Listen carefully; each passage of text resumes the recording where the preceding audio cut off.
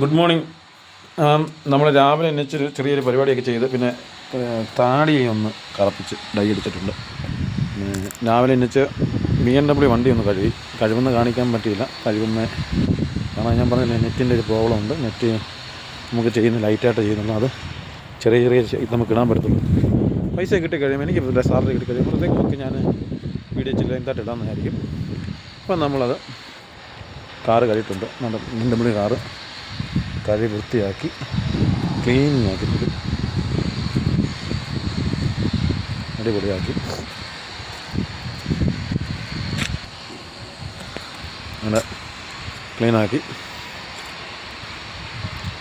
അത് ഓക്കെ ആക്കിയിട്ടുണ്ട്. അടുത്ത നമ്മൾ GMC വണ്ടി അതും ക്ലീൻ ആക്കിയിട്ടുണ്ട്.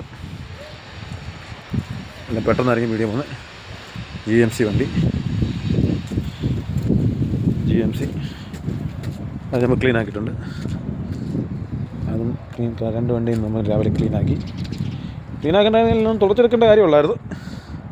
തുടച്ചെടുത്ത് പിന്നെ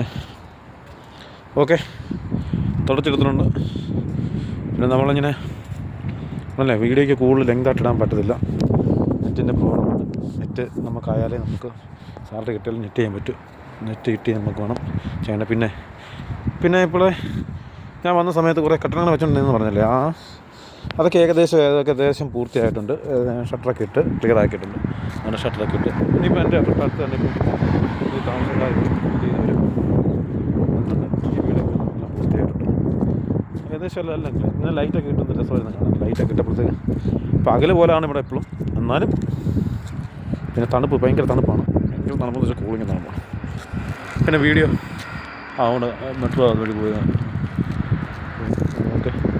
പിന്നെ ഇത് രണ്ട് വീടാണ്. ഇതിൻ്റെ അപ്പുറത്ത് പണിയുന്നത് ഒരു വീട്, ഒറ്റ വീട്. അത് വലിയ ഫാമിലിയാണ്. കൂട്ടുകൂടും പോകാൻ തോന്നുന്നു. അതായിരിക്കുമല്ലോ അത്രയും ഒരു വലിയ വീട് അവർ മേടിച്ചേക്കുന്നത്. അതുകൊണ്ട് അപ്പുറത്തേക്കുന്നതെല്ലാം ഒരു ഗ്രൂപ്പുകാർ ഒറ്റ വീട്ടിലേക്ക്. നമ്മുടെ പിന്നെ ഒരു ഒറ്റ വീടേ ഉള്ളൂ. അതിനകത്ത് വേറെ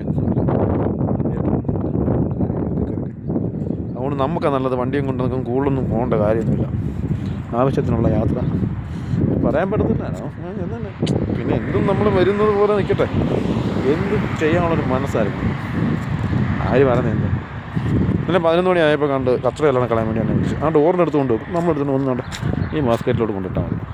അവിടെ നൂണ്ട് ആ ഡോറ് കണ്ടോ, ആ പന നിൽക്കുന്നതിൻ്റെ തൊട്ടപ്പുറത്ത് ഒരു ഡോർ തുറന്ന് നിൽക്കുന്നതിൻ്റെ തൊട്ടപ്പുറത്ത് കണ്ടോ.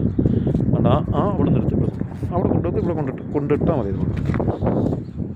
പിന്നെ ഞാൻ കിടന്നുറങ്ങുമ്പോൾ കണ്ട് ഏതാണ്ട് ഷവർമയുടെ കൂട്ട് 2 സാധനം പൊതിഞ്ഞ് വിട്ട് കൊണ്ടുവന്നിട്ട് ബാബു 11:30 ആയി. ഞാൻ നല്ല ഉറക്കമായിരുന്നു. ഒട്ടക്കടക്ക് പിടിച്ച് വീണ്ടും കിടന്നുറങ്ങിയപ്പോൾ വീണ്ടും വന്നു. അതുപോലെ നമുക്ക് കുഴപ്പമില്ല. അവരെ കൂടെ നിന്ന് കഴിഞ്ഞാൽ നമുക്ക് എല്ലാത്തിനുള്ള കാര്യങ്ങളും ഒരു ചെയ്യും. പിന്നെ ഇതുവരെ എനിക്ക് നല്ലൊരു ദോഷമായിട്ട് തോന്നിയിട്ടില്ല. പിന്നെ എനിക്ക് ഈ സംസാര രീതികളാണ് അവരൊരു രീതിയും നമുക്ക് അതുമായിട്ടൊന്നും പൊരുത്തപ്പെടാൻ പറ്റിയില്ല. എനിക്ക് നല്ലൊരു ഇംഗ്ലീഷും അറിയത്തില്ല, ഹിന്ദി അറിയത്തില്ല. എല്ലാം കൊണ്ടും അങ്ങനെ ഒരു ബുദ്ധിമുട്ടുണ്ട്. ഇതൊക്കെ അറിയുന്ന ഒരാളാണെങ്കിൽ വലിയ കുഴപ്പമില്ല. അവർ പറയുന്ന കാര്യങ്ങളൊക്കെ ഏകദേശമൊക്കെ നമുക്ക് കിട്ടും. പിന്നെ നമ്മൾ മൊബൈൽ വഴിയിൽ ആപ്പ് മലയാളത്തിലാക്കി അങ്ങനെയൊക്കെ അവർ ഇടുന്ന മെസ്സേജൊക്കെ നോക്കിയാണ് കണ്ടുപിടിച്ചൊക്കെ ചെയ്യുന്നത്. പിന്നെ ചെറിയ ഹിന്ദിയും പിന്നെ ചെറിയ ഇംഗ്ലീഷൊക്കെ പറഞ്ഞ് നമ്മൾ പിടിച്ച് നിൽക്കണം. കുഴപ്പമില്ല. എന്തായാലും നമുക്കിനിയിപ്പം ഒരു മാസം ആകുമ്പോഴത്തേക്ക് ഏകദേശമൊക്കെ എല്ലാം ഒന്ന് ക്ലിയർ ആവും. ഇതുവരെ ഉള്ളൊരു ഇതേ ഉള്ളൂ. അപ്പോൾ ഓക്കെ, വീഡിയോ നിർത്തുന്നു.